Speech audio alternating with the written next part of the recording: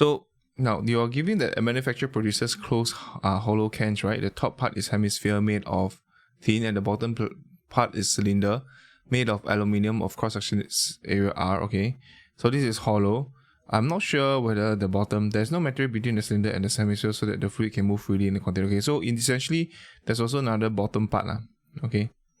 So the liquid would just intermingling between these two objects here, which is the hemisphere and the cylinder. All right. At the beginning of the experiment, a similar shape can of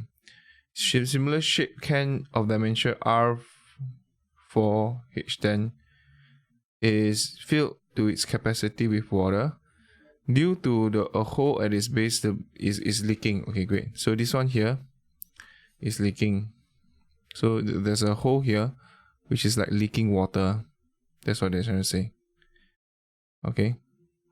dV/dt out, which is actually like 2 cm³ per second. Great.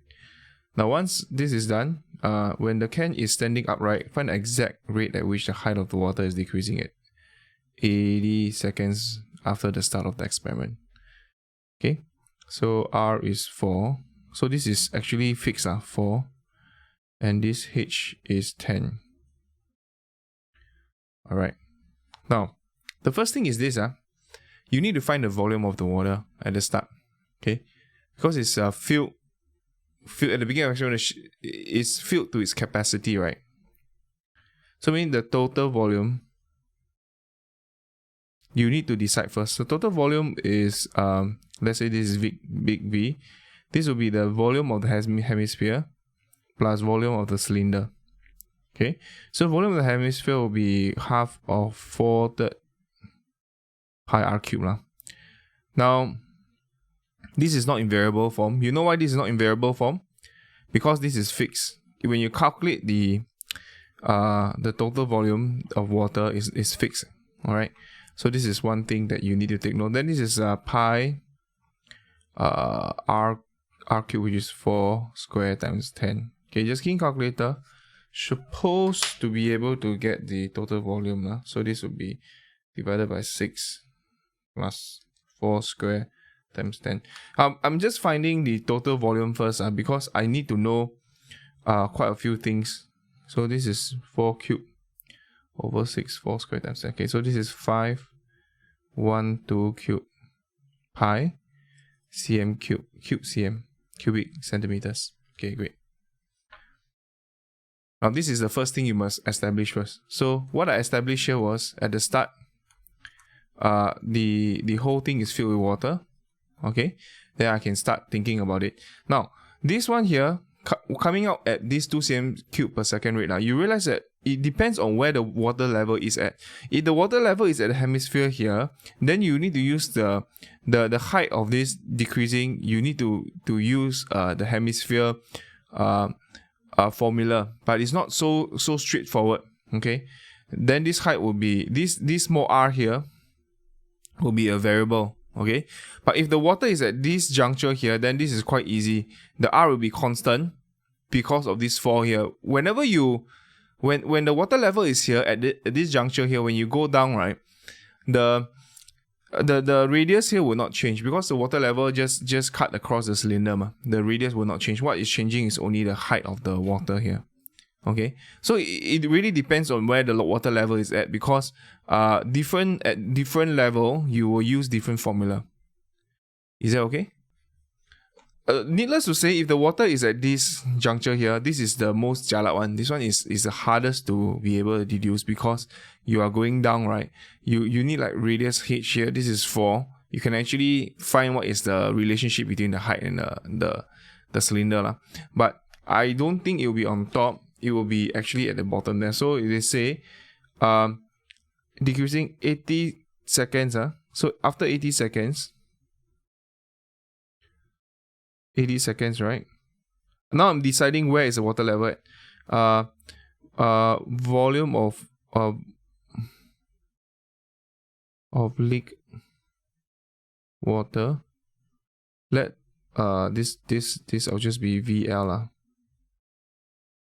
will just be 2 cm cube per second times 80. So this is 160 cm cube cm. Okay, so cube cm, you just decide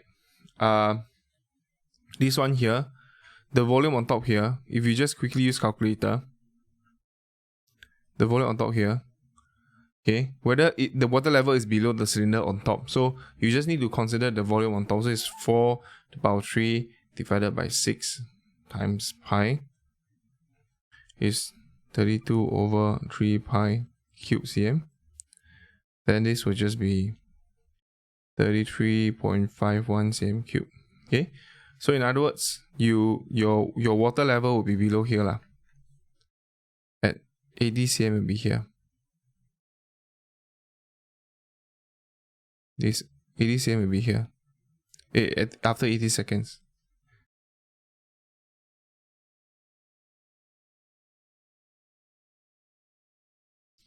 Okay, so it's quite a simple one here. At 80 seconds, Okay. Okay, so now the next thing is what is the height changing? So we know that now at this juncture here, this R here is 4 is constant at the cylinder. Okay, now its cylinder is constant. What is changing is actually the height. So the height, I'm going to let it be x lah. Okay, let the height of water be x. So, let height of water at time t be x. Okay, so very simply lah, we know that we have dv dt out. We want to find dx dt, right? That's what we want to find, right? We want to just find the exact rate at which the height of water is decreasing. So in other words, we want to find dx dt. So dx dt here, you just write down dx dt is like that. So what we do is just use chain rule, just fill in the blanks very fast. With this, you know that you need to find dv and dv here. Okay, very fast one.